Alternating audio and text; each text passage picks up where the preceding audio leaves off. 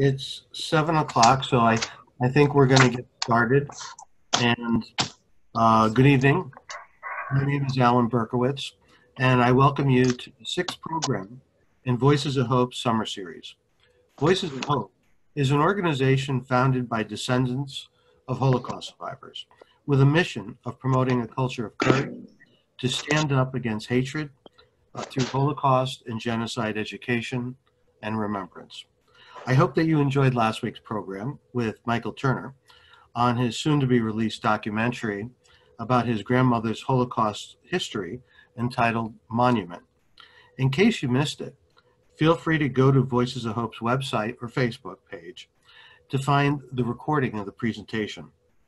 This week, we're pleased to be welcoming Dr. David Slucki, who will talk with us about memory and the third generation with our moderator, our own Dr. Avinoam Patt. David Slucki is an author and historian based in Melbourne, Australia. He is the Lottie Smorgon Associate Professor of Contemporary Jewish Life and Culture in the Australian Centre for Jewish Civilization at Monash University. From 2013 to 2019, he was an assistant professor in Jewish studies at the College of Charleston. He will be speaking about his book, Sing This at My Funeral, a memoir of fathers and sons. Tonight's moderator is Dr. Avinoam Patt, and he is a colleague of David Slucki. Dr. Patt is the Doris and Simon Conover Chair of Judaic Studies and Director for the Center for Judaic Studies and Contemporary Jewish Life at the University of Connecticut. Together with David Slucki and Gabriel Finder, he is co-editor of a new volume, Laughter After, Humor in the Holocaust. And he's also the co-editor of the forthcoming volume, Understanding and Teaching the Holocaust. Avi is, as many of you know, a good friend and mentor of Voices of Hope, and he's currently working with many of us, descendants of survivors, to learn the historical events surrounding their families' experiences during the Shoah, to prepare them to become the next generation of speakers. So let's give a warm welcome to Dr. David Slucki and Dr. Avinoam Patt. Thank you for that introduction, Alan. And I just want to make sure we see David. David, you there? Got me? Here, I'll talk because that will put me on the screen. Did that work? Very good. Yes. So now we've engaged in some time travel because I'm here in West Hartford where it's 7:03 and David is in Melbourne where it's tomorrow. So the future is ugly, people. Yes, the future is in lockdown. So it's nice to see you speaking from the future. So thank you so much, Alan, for the introduction. And it's really a pleasure for me to be here tonight with David and to get to do this program with David, who really is not only a colleague and a co-editor and someone that I enjoy working with, but a really good friend. So it's fun for us to connect from a distance. So just a couple of things about the dynamics of our program tonight, and then we'll launch right into it and give David a chance to talk about the book, the memoir. We're going to spend about 35 minutes or so now talking about the book, and we also want to have your questions. So as things come up and you have questions that come in, please post them into the chat. You'll see it on the bottom of your screen. Type some questions into the chat, and we'll leave about 20 minutes or so towards the end of the program to take questions directly from you in the audience for David about the memoir. So as you've heard, this is a great opportunity for us this evening to discuss David's excellent memoir, Sing This at My Funeral. Yeah, we're both holding our copies, a memoir of fathers and sons. And I thought it might be a good place for us to start, David. So you're a rather young man to be writing a memoir. So why don't you tell us a little bit about what gave rise to the book project, sort of what was the impetus for your writing of this book? Sure. Thanks, Avi. And thanks to all the folks at Voices of Hope for having me. It's very strange to be doing programming like this. But it's, I think, an amazing opportunity because otherwise I wouldn't be able to come talk to folks in Connecticut. So it's lovely. I'm sort of looking across at all your faces as well, and it's lovely to see so many faces. You're right. I'm quite young to have written a memoir, and even younger when I started thinking about writing a memoir.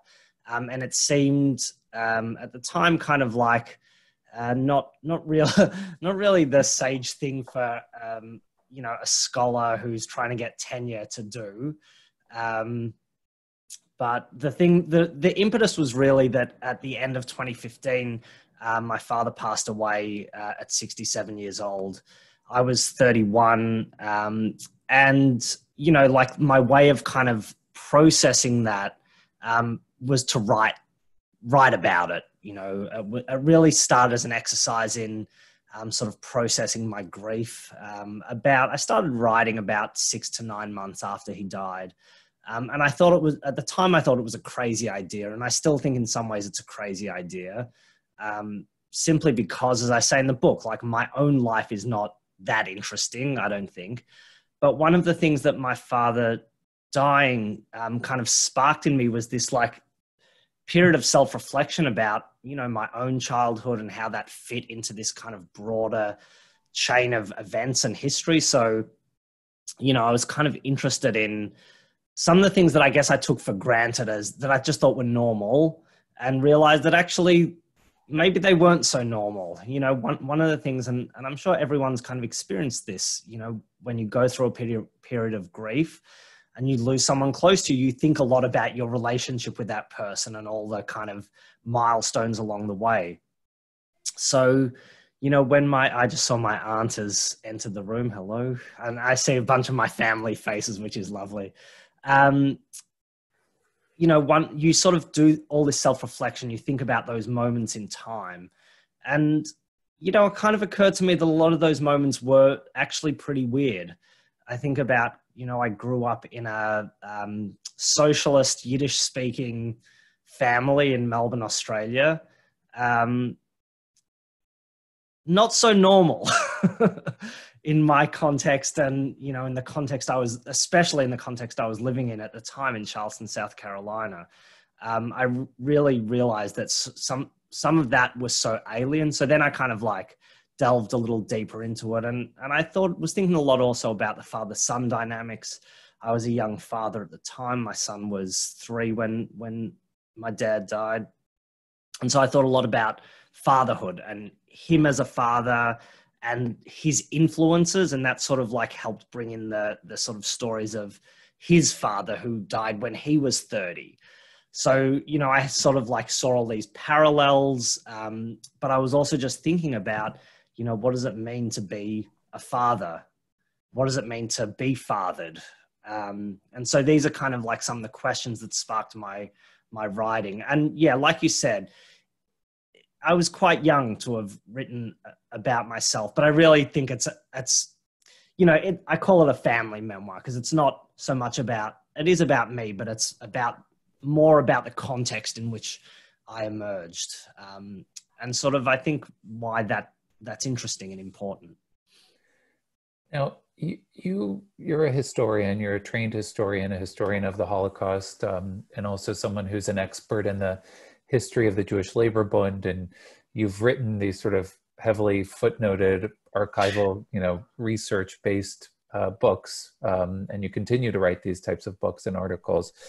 But how, in this case, did you choose to write this differently than you would have written a standard history? Because you do something very interesting in this book, which is that you weave together your own sort of personal family narrative with the surrounding historical context, which is something that I think someone with your training is uniquely capable of doing. But how did you approach writing it differently that you would have written a standard historical book of the same time period?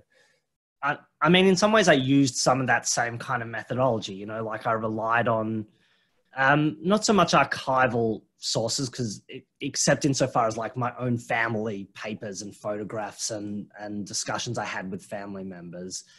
So in some ways I kind of like drew from the toolbox that I had as a historian. But, you know, I sort of knew it was different. I knew it was a different kind of book, and I knew the writing style and the approach would be different to a regular book. And partly that's because, you know, you're right. Like we write these books that are heavily footnoted and grounded in archival sources and tie into the historiography. And, you know, sometimes it feels like you write those books for the sort of 6 other people that will read it in your field. And I was pretty determined that this would be a book that wasn't just for my colleagues, but also for a broader audience. Because I think some of the stories that I tell in the book are stories that haven't been told widely, like in Holocaust historiography or like in the public sphere. So, you know, stories about Melbourne, like Jewish immigrants in Melbourne, they're told in Melbourne, but if you're in Hartford, Connecticut, you likely haven't picked up a book that talks about the Jews of Melbourne. I talk about my grandparents' survival of the war in Siberia. And that's like something that's another story that doesn't get told a lot, except in very kind of narrow circles. So I wanted to do something that brought together some of the unique parts of this story, but tell them in a more accessible, you know, in a way that sort of appealed to a bigger audience than just people in the field. Partly the way I wrote it also stemmed from the fact that the first chapter I wrote was really like, it was when I was really in the midst of grief. And so the first chapter I wrote was about when Dad died. And I was in New York, and my parents, and hi Mish, I see you there on the screen. My parents were in LA and my brother was back in Melbourne. And so the first chapter I was sort of writing about what it was like to receive the news and then have to go back to Melbourne via LA and, you know, oversee a funeral and then come back a week later and sort of finish Shiva in Charleston. And the way I tried to write it was really just, you know, to represent the kind of fog that I felt like I was in that time. You know, I was really like just kind of floating through it, and it felt unreal in a way, or surreal, that I was kind of outside the events that were happening. And so I wanted to represent that. And so I really, the first chapter I wrote and sent to the publishers actually as well, was really non-scholarly in that way. And that set the tone in a lot of ways. But I also realized that the importance of the book wasn't just me like pouring my heart out. The importance of the book was like in telling all these stories that no one knew a lot about, in sort of contextualizing what it meant to be part of a Jewish 20th century family that experienced, you know, the span of this book is really the entire 20th century. My grandfather was born in 1901, and it goes right through to, you know, 2015, the book. So the scope is very broad. And, you know, I thought that was really like the important thing for an audience. Like partly it was for me to work through my grief. Partly was because I just hadn't read a lot that represented my experience of grief. And so I wanted to write something that would be helpful to other people. But also like to tell this bigger Jewish story that really just doesn't get a lot of airtime. So I want to ask, and I want to talk a little bit about sort of growing up as a Bundist in Melbourne, but I think before we get there, I do want to ask you about your grandfather's story and sort of the way that you retell this history. And I guess the third chapter of the book is really anchored by this letter by your grandfather, your Zeta's, first letter sent to his brother after the war, after years of escape and exile and unfathomable loss. And I'm wondering if you can sort of briefly kind of provide a picture of what happened to him over the course of the war, sort of what his pre-war experiences were, what his experiences were during the war, and then what happened after the war, and how you chose to sort of weave this all together with your own story and your father's story in that chapter. So I should start by saying I didn't know my Zeta. He died in 1978 before I was born. And so for me, like growing up, and, you know, my dad was very close to him and always talked very, you know, like in very deep emotional terms about the impact that he had on him. And he talked a lot about him. So for me, Zeta was this kind of specter that haunted is not the right word, although I use it a lot in the book, kind of haunted my childhood. You know, I had 3 other grandparents, and I knew them and I was close to them. But Zeta, there was always this thing about Zeta, because I didn't know him, that I almost wanted his approval or something, or I kind of, you know, he was kind of lionized in a way by my dad. So, you know, I've always wanted to know a little more about him. And what I had learned a couple of years before, even before Dad died, is that there was this like a small case or a box of letters somewhere in my dad's cousin's garage in Los Angeles. And so, you know, I had wanted to get to it, but I hadn't like been kind of dogged in my pursuit of it until after Dad died. And once I realized I wanted to write the book, I kind of knew that probably the key to unlocking my Zeta beyond the stories that my dad had told me was really through the letters. So I found these letters in December 2016. I was in LA for 24 hours, and, you know, I tell the story of finding them in the book. And I went to Henry and Carol's garage, and we like, you know, it might be hyperbole. I say I nearly died because I thought a bookshelf was going to fall on me. It didn't, luckily. It makes a better story, though. Yeah. Yeah. As Dad always used to say, you know, never ruin a good story with the truth. So I found these letters eventually. It took some time, and they really unlocked my Zeta's personality. They sort of, in a way, breathed life into him in a way that I hadn't. Like, for the first time, I could hear his voice in my head. They were all Yiddish letters. They were handwritten there were about 40 of them written between 1946 and right before he died in 1978. And they're all written to his brother Mendel, who lived in Los Angeles.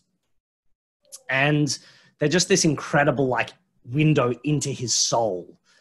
He was just incredibly open in how he described his feelings and emotions and his reactions. And it's just this like wealth of insight into like how the Holocaust affected this person. So like that helped give an insight, and it also helped fill in some of the details about his childhood.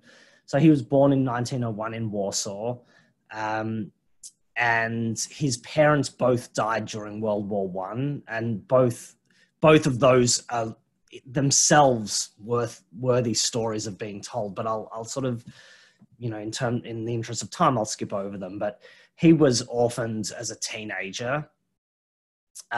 He left sometime in the last year or two of World War I.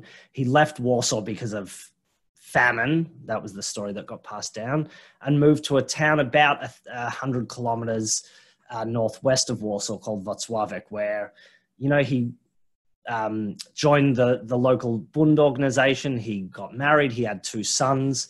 So when the war broke out in 1939, he had 2 boys, Shmulek and Chaim, who were about 12 and 9. And now you're testing me, my memory. And, you know, like they were very loving and close. And his wife, Gittel, worked in the local party branch too. And they decided when the war broke out, after about a month after or 6 weeks after the Nazis invaded, they decided that he would flee because he was on the Bund local committee. They thought that the Nazis were going to target men and particularly political activists, but spare women and children. They actually at the time thought it was more dangerous for him to go to the Soviet Union than it was for them to be staying under Nazi occupation. Like, they thought he was in danger, not them necessarily. So he fled on November 22nd, 1939, and made his way across the border. In the middle of 1940, he tried to return to Poland, to his family. His family was in the small ghetto that had been established in Wrocławek. But at the border, he was arrested by the Soviet authorities and sent to a deportee camp in Siberia, way, way east, past Yakutsk. So if anyone's played Risk, you know where Yakutsk is. It's really far east. So they were in that deportee camp for about a year, I guess. And, you know, once the Nazis invaded the Soviet Union and all of a sudden Poles in the Soviet Union weren't considered enemy combatants, he was free to move around, but he had no money. So they settled in nearby Yakutsk for the next couple of years. In the meantime, and he didn't know this at the time, his wife and sons were transported from the Wrocławiec ghetto when it was liquidated in April 1942 and taken to the Chelmno extermination camp, which is kind of near Lodz. And they were murdered in the back of gas vans, basically on arrival. He didn't find out till a couple of years later that his family had been murdered. So in 1944, they made their way back west towards Poland. It took them a couple of years to get back to Poland. They spent some time in Western Russia, in Saratov. He remarried my grandmother in 1946. She was over 20 years younger than him. And then sorry, I'm just seeing a question. I'll come to that. And then in 1946, in July, they returned to Poland. They passed through Kielce a week before the big pogrom in 1946. And they resettled in Wrocław, which was had been Breslau in Germany and was now newly reincorporated into Poland. They knew pretty much straight away that they weren't going to resettle in Poland. Like my Zeta had hopes to rebuild, you know, Polish Jewish civilization, but it was pretty clear pretty quickly that they weren't going to do that. So in end of 1947, they managed to flee to Paris. And then while they waited for a visa in Paris for 2 years, and then they came to Melbourne in 1950. And Zeta lived in Melbourne for 28 years, the longest he lived in any one place in his life. So that's the, you know, I'd like to say I can do that quickly, but no, like a life full of drama and ups and downs. No, and we'll come back because I think there's so much to unpack there also about sort of uncovering and learning about the family experience and then thinking about how that gets passed from one generation to the next. So one thing that comes through very clearly in your memoir, because you weave together both your Zeta's experiences, your father's experiences, your own experiences, and what gets passed down from one generation to the next, is that, and we'll talk about the legacies of the Holocaust and the legacies of survival in a bit, but I want to talk before that about sort of the meaning of the Jewish Labor Bund and Bundism. And there's a question that also comes in about sort of Bundism as well, and attitudes towards the Zionism and the creation of the State of Israel. But you title the memoir "Sing This at My Funeral," which is based on something your father said to you just a few days before he died, but also talking about wanting to basically make sure that you sing the Bundist anthem at the funeral, the Shvua. So I'm wondering if you could talk a little bit, and maybe for our audience who might be more familiar with the history of Zionism and less familiar with the history of the Jewish Labor Bund, you are an expert on the history of the Jewish Labor Bund.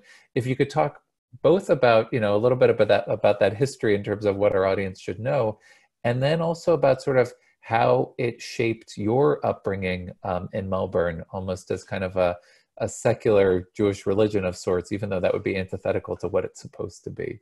Yeah.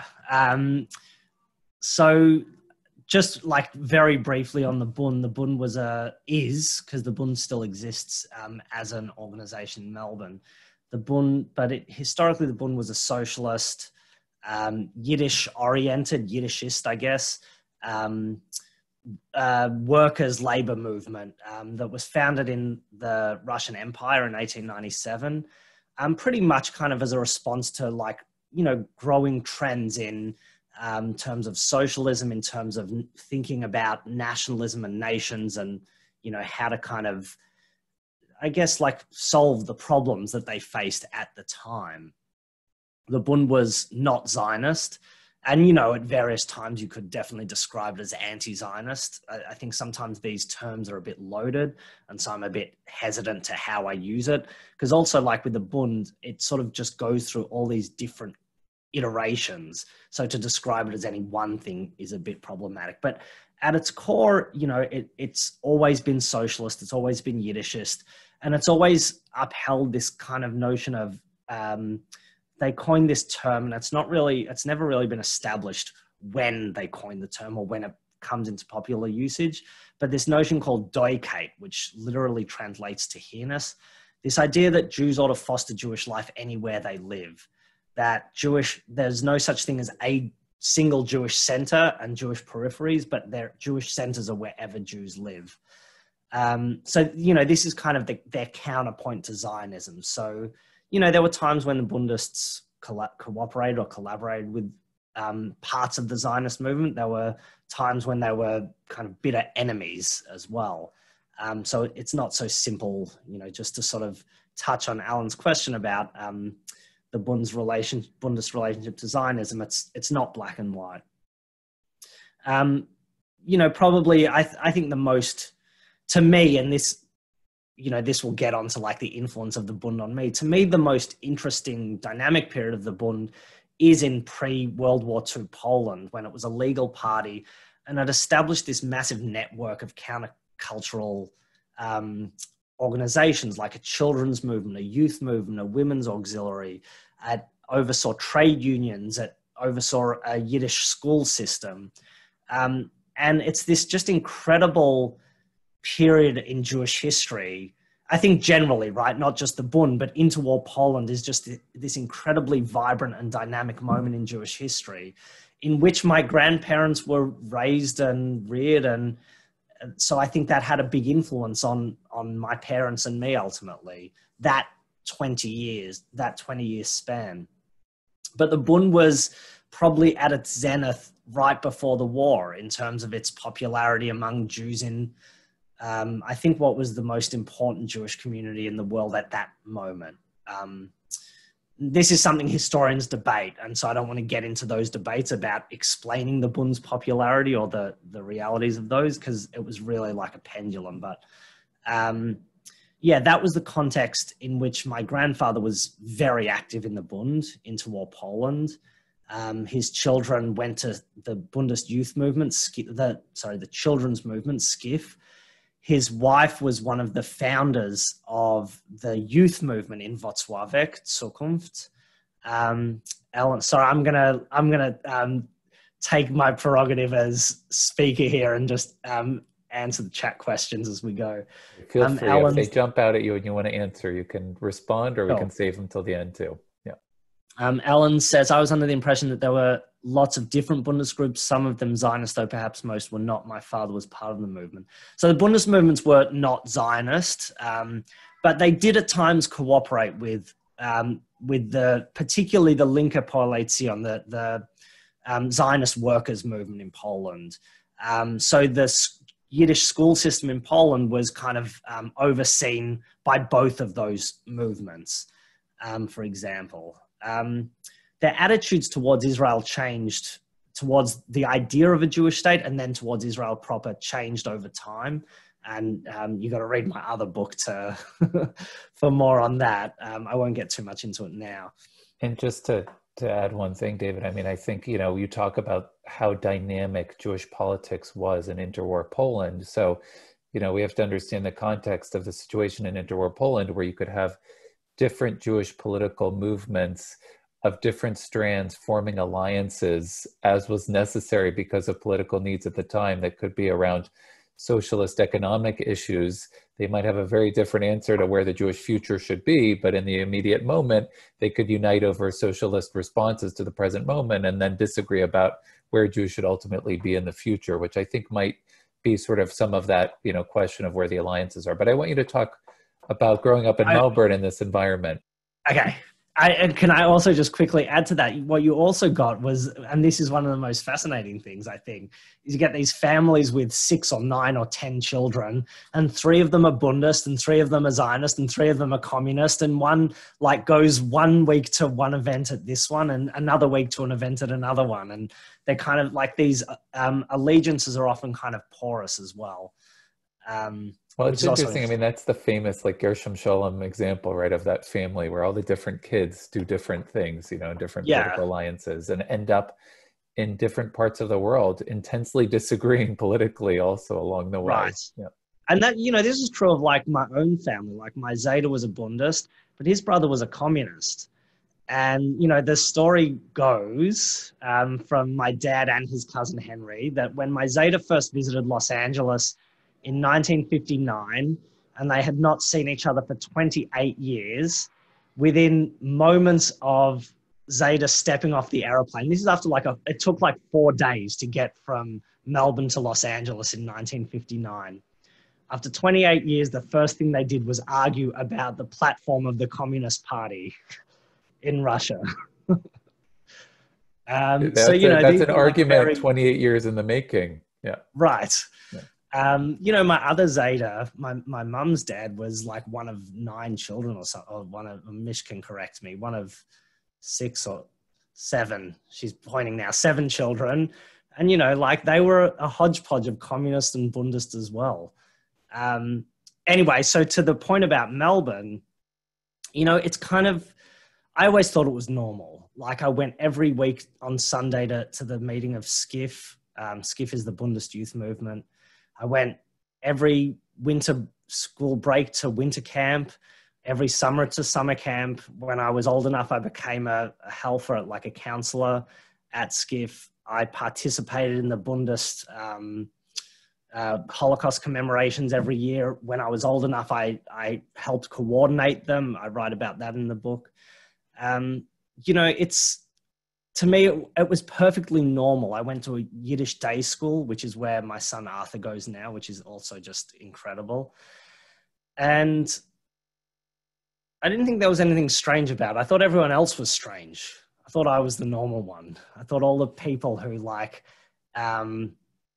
went to Jewish day schools to learn Hebrew and Gemara were strange, not learning about Peretz and Shalom Aleichem and about Vladimir Medem. I didn't think that was strange at all until I was an adult. And then I sort of thought also about some of the peculiarities of those camps.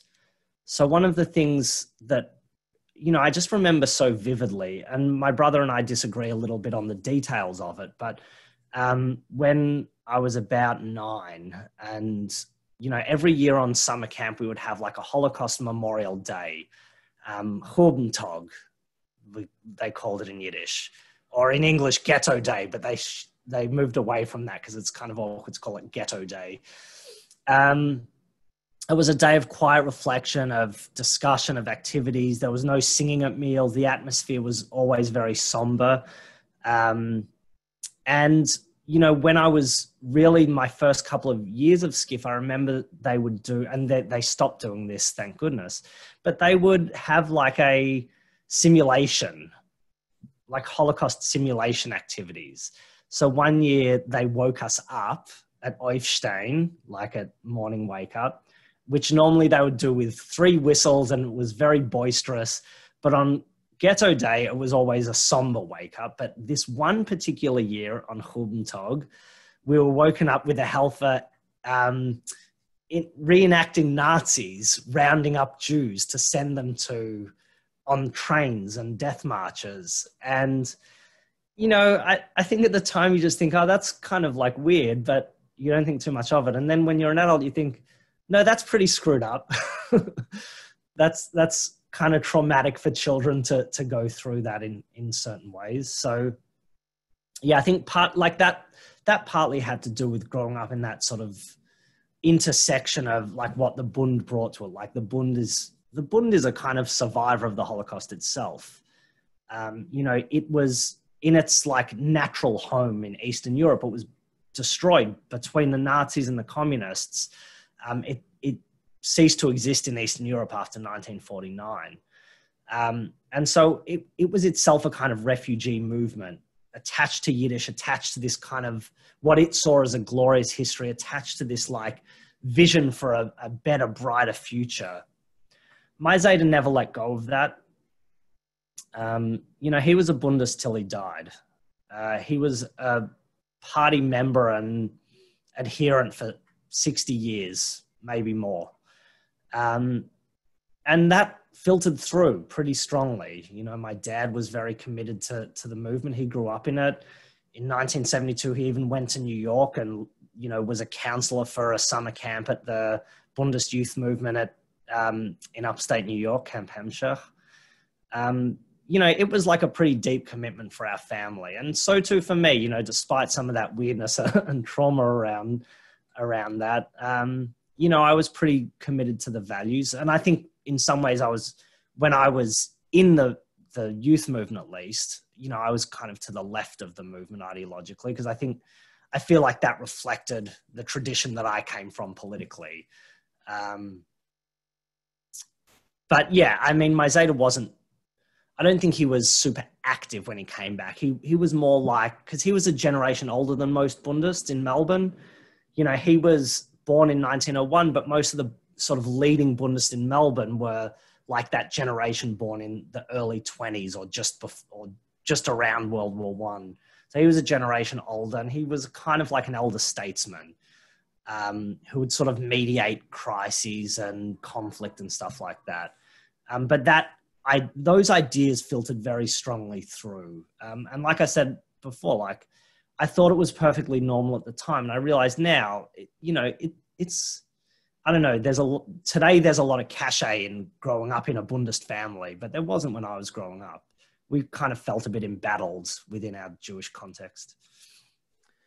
So you were just speaking about sort of how central memory of the Holocaust was in your upbringing, and also sort of in the Bund in the post-war years. And you write in the book about, you know, very poignantly about organizing these April 19th commemorations and some conflicts that emerge around that as well. But one of the things that stands out to me in the memoir as well is you also write about a couple of times going back to Poland. And there's one passage in particular, and I don't know if you want, maybe you can even read it for us. It's actually about your first visit to Poland, and specifically your first visit to see Auschwitz on page 89. And I'm just wondering if you can read a little bit from that section on, you know, maybe the first paragraph there, and just tell us about you know, sort of what triggered that reaction that you had upon that return visit to Poland. Okay, so I'll read it and talk about it. Wandering through Birkenau, just to give a little context, I was 19 with my then girlfriend, now wife, and we were on a bus tour through Europe. You know, one of those like Kentucky type bus tours with a bunch of Australians getting drunk every day, every morning and every evening. And we chose this particular tour because it went through Eastern Europe and had Auschwitz on the itinerary as well. Which again is like this really weird thing to choose one of these party buses that goes through death camps. But this is for another time. Okay. Wandering through Birkenau, I was overcome with guilt. It was a guilt that I hadn't experienced the pangs of hunger or the blows of Nazi and Soviet truncheons, as my grandparents and their families had. Guilt that I could visit this place as a tourist and not an inmate. Guilt that I was leaving there on a bus within a couple of hours. It was a guilt born from the minimization of any complaints. You don't know about hunger, my grandmother would declare, telling me of the true hunger she experienced as a wartime refugee in Uzbekistan. The nagging sense that any grievance I have pales alongside the enormous suffering earlier generations endured never really goes away. And then I talk about like getting drunk in a bowling alley that night in Warsaw, which again, it's like this sort of this weird cognitive dissonance about going to these sites and experiencing these sites. So I think there's two things that it raises for me. One is like the guilt for me is, I always say it's like guilt is like oxygen for me. It's so normal now for how I sort of look at the world and feel about the world, kind of apologizing that I've never suffered enough.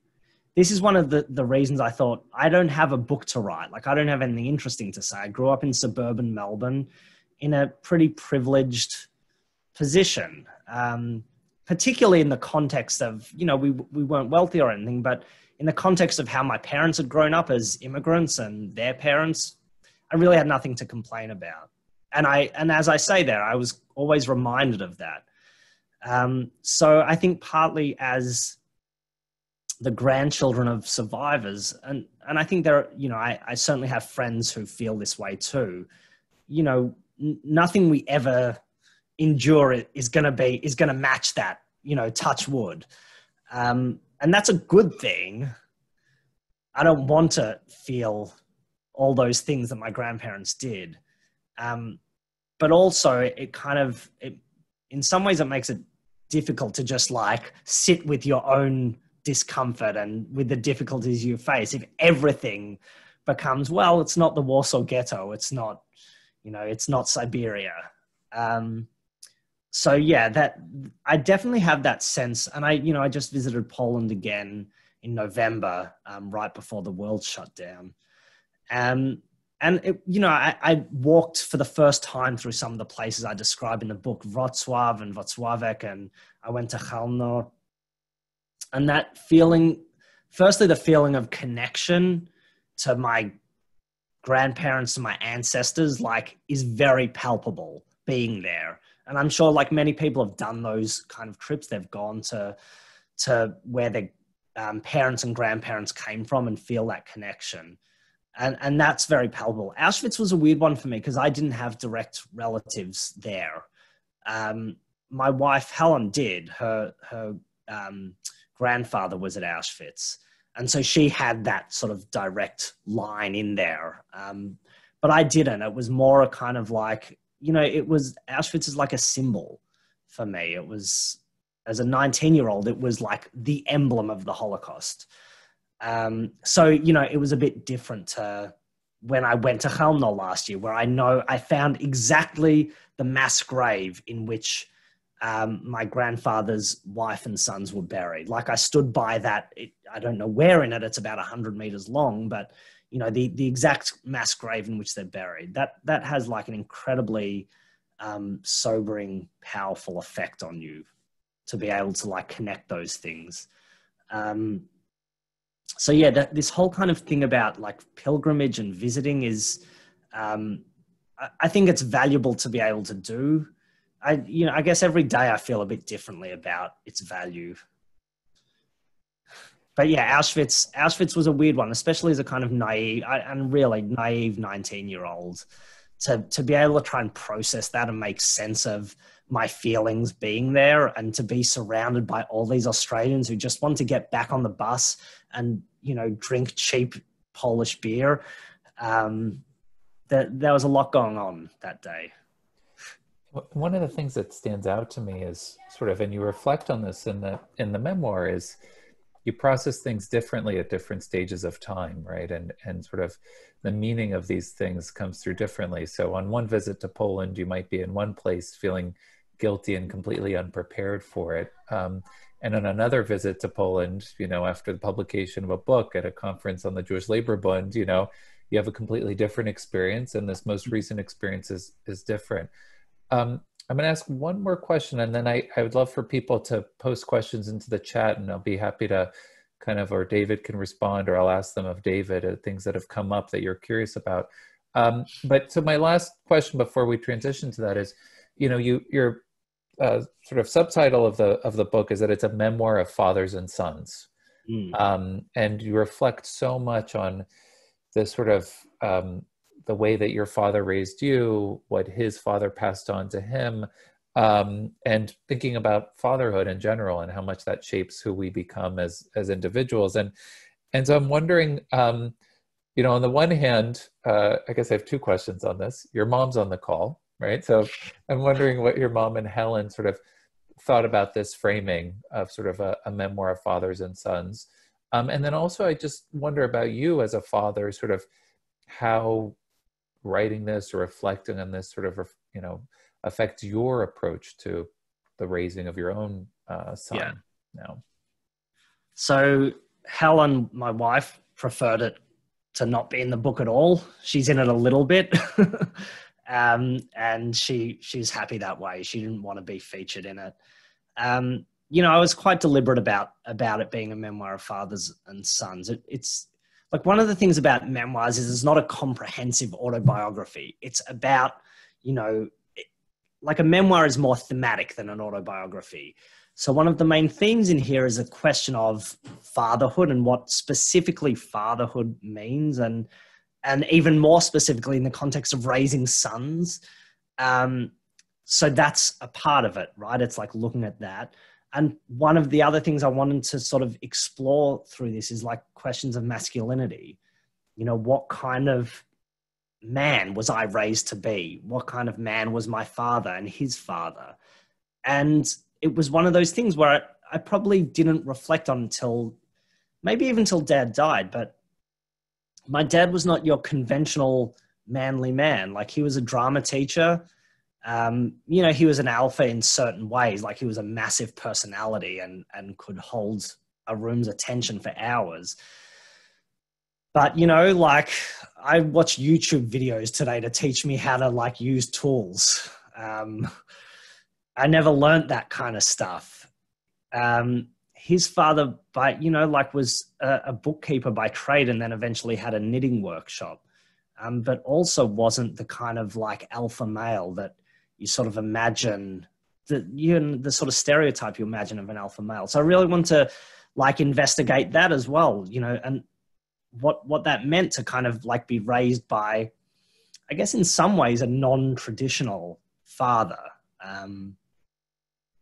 So yeah, that was a big part of why it's like specifically fathers and sons. You know, another reason other than Helen didn't want to be in it. And, you know, I'm going to talk about my mum as if she's not sitting there looking at me on the screen. And she's heard this before as well. But one of the reasons I didn't talk more about my relationship with Mish is, you know, like, I wrote this mostly in 2017, less than 2 years before Dad died. And the grief was, and I would still say is, 4.5 to 5 years later, still very raw. And, you know, to me, the question was like, what does it add to what I'm trying to say to like expose my mum in this way, you know, to sort of when she's vulnerable enough. I thought it didn't like push along what I'm trying to accomplish with the story, with the themes I'm trying to tease out. So, you know, I was quite deliberate in sort of focusing on my relationship with my dad and his relationship with his dad. In terms of the kind of father that I am, and as a result of this, you know, my dad was a very good model of a father in ways I don't think his dad could be. He was very close to his father, and his father was very loving, but he was also deeply traumatized by losing a first family, particularly in the way that he lost them. When my dad was born, Zeta was also older. Zeta was 47 when Dad was born. And he was, you know, physically kind of, he wasn't a healthy man by his late 40s and early 50s. So when Dad was born, he wasn't the kind of father that could like run around with his kid and kick a football around and be active in that way. And so Dad, and moreover, like, the way that my Zeta processed his grief, or one of the ways at least, was to work himself to exhaustion. So he would be in his knitting factory 14, 16 hours a day. You know, my Aunt Miriam is there on the call somewhere. So again, I don't want to talk out of turn here because she actually was raised by him in that home. But, you know, he Dad didn't have like that father that, like Dad always used to say to me, his father never came to watch him play football. And I think in some ways the father my dad was kind of modeled against some of that. You know, he came to every one of my football games. He came to watch every performance when I was in a play. Every time I played at in a concert, he was there. He would schlep me along to I said he was a drama teacher. He would schlep me along to his rehearsals. He would put me in the band. He would find jobs for me. Like, he and I were very close and very involved, to the point where, like, when I was a young adult, I think my mum would get kind of jealous because me and Dad were like having lunch all the time and working together on things. And so I think that was quite a contrast. Like, for him, his dad was this kind of, in a way, I think a towering figure of, you know, morality and authority, not in that like harsh way, but, you know, something to aspire to. But the way he described his father's fathering he didn't try and model that after Zeta.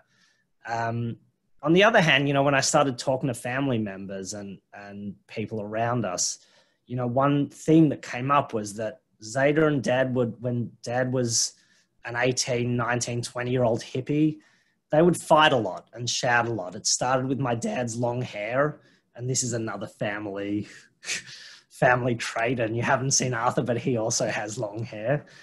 You know, there was a lot of shouting about my dad's long hair, which kind of more represented that like generational gap. You know, my dad was like, came of age during the Vietnam War. He was part of the New Left. He was a hippie. And it, you know, he married my mum at 26, but my Zeta thought that was quite late to get married, you know, in 1975. So he was worried that my dad just didn't have direction. And I think there was a lot of tension around that as well, which is something that I didn't get from Dad. You know, he didn't talk much about that. So the ways these stories filter down is interesting too. You know, I try and be a lot like my dad. I try and be supportive. I try and be there. You know, I try and recognize that, like, you can't be perfect as a parent. And in our ways, and you probably know this too, Avi, in our ways, we're all screwing them up. And we don't know how yet, and it might come out later with their therapists. But, you know, my aim is to kind of minimize the extent to which I screw him up and set him up to be independent. Yeah, I think the goal is to screw them up as little as possible. Right. But you know, I'm looking to see if questions have come in, and in the meantime, I have so many questions for you that I can keep asking. So, but if people do have questions, please type them into the chat. One of the things that I worry about, sort of in my parenting, is that my poor kids have been exposed to way too much sort of Holocaust history from too early a point in time. And I do wonder, you know, you talk about sort of being immersed in a world like this, where it's sort of a central part of your upbringing, right? That it's, my sense is that it's around you. Maybe you don't know all the stories all the time. And one of the things that I wanted to ask, because you have a chapter in there where you talk about politics, and, you know, legacies of the Holocaust or lessons of the Holocaust. But it seems like you and your dad sort of took those in somewhat different directions, right? And so one of the things that I wonder about is, you know, are there certain legacies or lessons of the Holocaust, or do we end up kind of shaping whatever those lessons or legacies are to fit the moment that we're in, right? To, you know, justify. Totally. Yeah. Yeah. I mean, I think we're all looking for a usable past, right? To make sense of the present. So, you know, I think, as we know, like, historians write a lot about this kind of stuff, that the way we craft memories isn't, it doesn't necessarily reflect the reality of the past. We kind of shape it to make sense of our present. So, you know, I do think, I do talk about lessons and legacies of the Holocaust. And at the same time, I'm pretty conscious that, you know, I mold those to fit my own values. If they shape my values, or if my values shape the way I think about the Holocaust, I don't know, maybe it's a chicken and egg thing. my dad was pretty clear that the Holocaust shaped his values. He would say, like, I think about the Holocaust every day.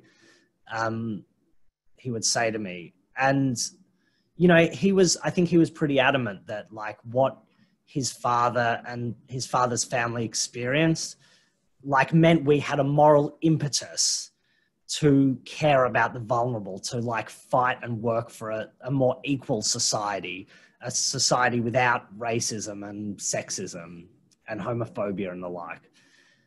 He was pretty adamant about that was like a legacy of the Holocaust. And, you know, like, I think that too, but I think because I'm a little further removed, and because, like, you know, Avi, you and I are eggheads for a living, you know, we kind of, like, overthink these things a little more. And so, I think, you know, my head is less, even more shaped like an egg than yours. right. So, yeah. Like, I'm a little less comfortable with certainty and orthodoxies. And I think Dad was probably more certain than I am. I think maybe that was one of my lessons of him dying as well, is that, like, you know, one of the things I read a lot about after he died, which was actually very helpful, was Buddhism. Not Bundism, Buddhism, right? Not to have the two confused. And there were just, like, these Buddhist principles around, like, non-attachment and non-permanence that made a lot of sense to me at that time, and I guess still do. And so, yeah, I'm sort of less comfortable with certainty than I might have been. I don't know, maybe that's just something that happens when you're in your 30s. You're not as, like, certain as you were in your 20s when you think you know everything.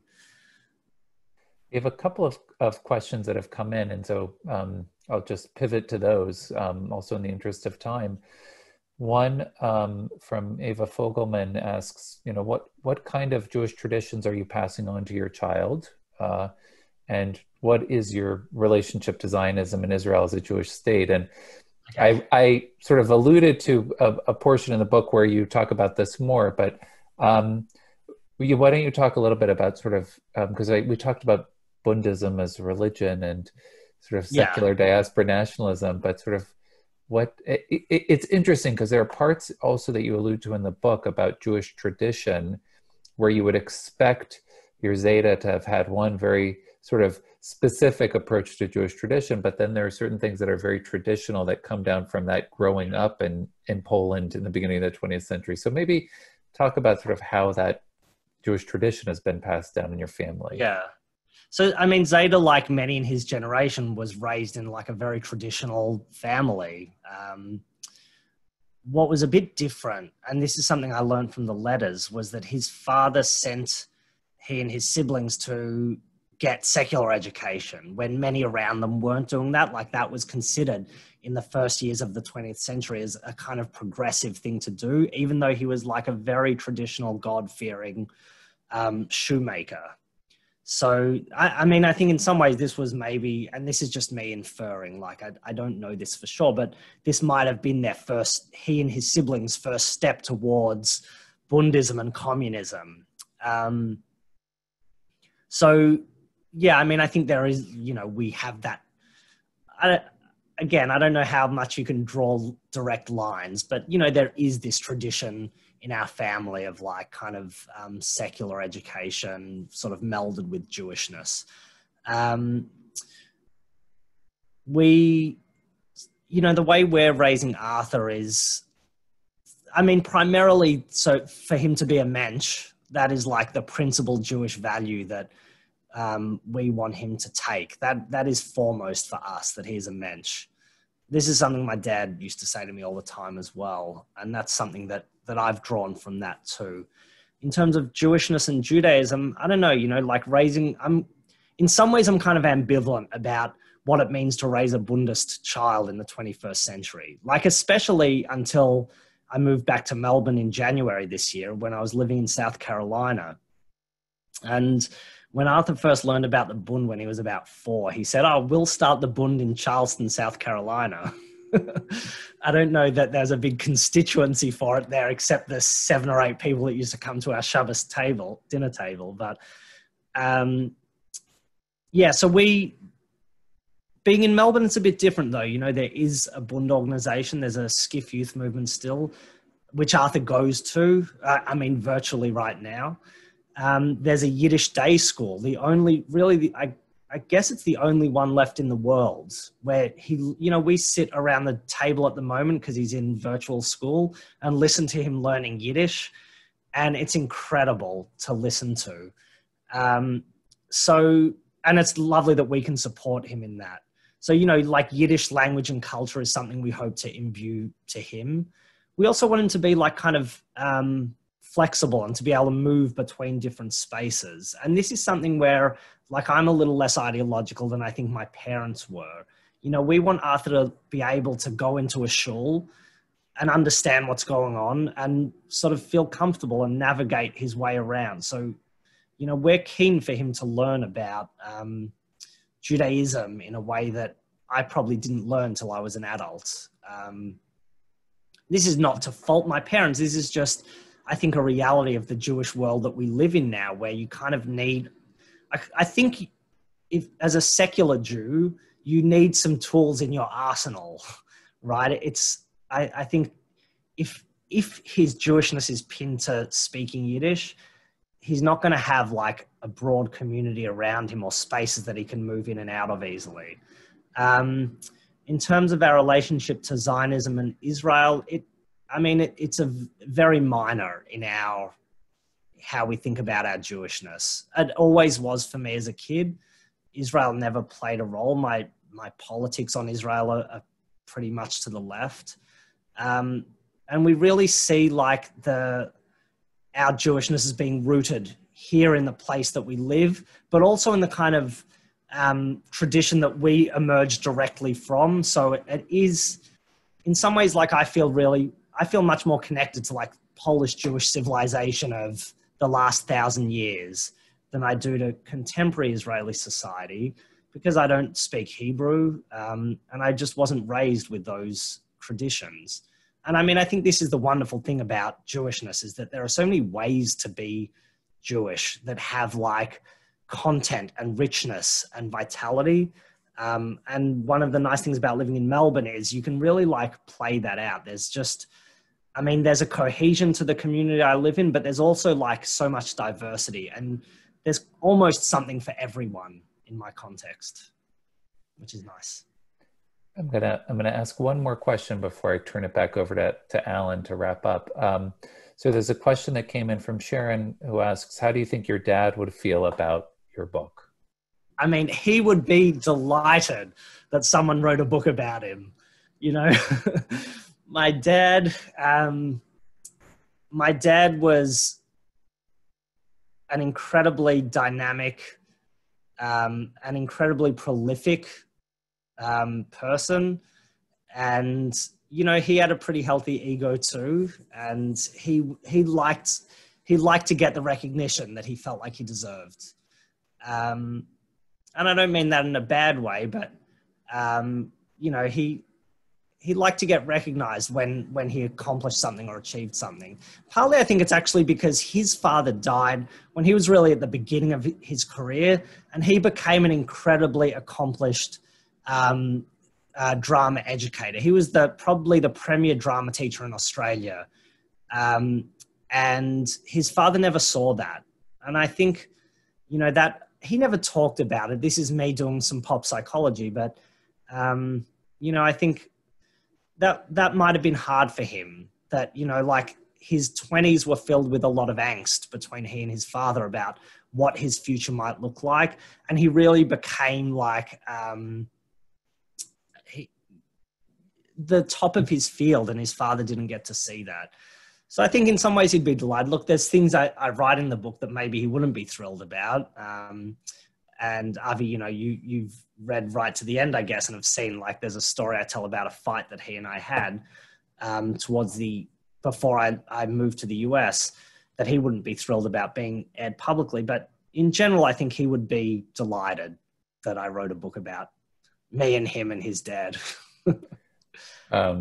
Yeah, and you probably see, so there's a comment that actually just came in from my parents who have my name and they're logged in, but they say that he probably would have liked you to make a play or movie from the book. I mean, I would be, if anyone out there is a filmmaker or a producer, please get in touch. I think, you know, this is like, one of the things I say in one of the chapters is like, there's this incredible cast of characters around these stories that would just make just a fascinating film. So I know that, you know, we sort of want to try to wrap it up around 8 o'clock. So I'm going to turn it back over to Alan in a moment. I just want to say what a pleasure it's been for me to be able to see you around the world. And also, you know, one of the things that we've been able to do in the midst of the pandemic is take advantage of the technology that we have to sort of make the world a little bit smaller. So, you know, I see on here, not only is your mom on the call, my parents are on the call, our cousin Branya, who lives in Melbourne, who I know is a close family friend, is on the call, and it's nice to see Branya. It's nice in these times to feel the world just getting a little bit smaller. So it's always fun for me to see you. Thank you so much, David. And I would encourage everyone, so you can order a copy of, this is my plug for you, David, order a copy of Sing This at My Funeral, which is published by our favorite university press. David and I will agree, Wayne State University Press, who also is the publisher of our co-edited volume. I had questions in here about Holocaust humor too that I was going to put into. We'll have to do another event. Yeah, David and I worked on this book together too, Laughter After. But I'm going to, and thank you, Kim, for putting the link in there. I'm going to turn it back over to Alan. Thank you so much, David. Thank you. Well, thank both of you, gentlemen.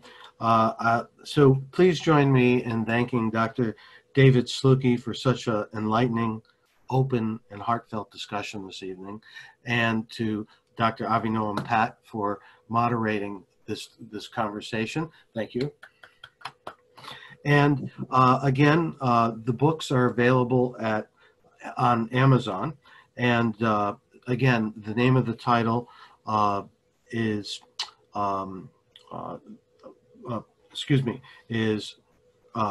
Sing This at My Funeral. And again, it's available on Amazon.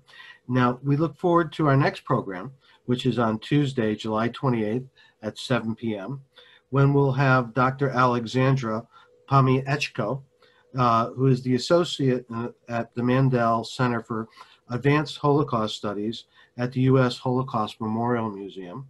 And she'll discuss seeking refuge, exile to Mexico during the Second World War. If you have a moment, we encourage you to check out Voices of Hope's website and Facebook page to see all that our organization has to offer and to register for the remainder of the summer series. In addition to this program that we provide to the community, we work every day to achieve our primary mission, which is to support education about the Holocaust and genocide. If you like today's program, donations are greatly appreciated and valued and can be made on the Voices of Hope website at www.ctvoicesofhope.org. Again, that's www.ctvoicesofhope.org. Your support is greatly appreciated. Thank you for joining us. And again, we wish you a good evening. Thank you. Thank you. Thanks, everyone. Thanks, David. Thank you, Avi.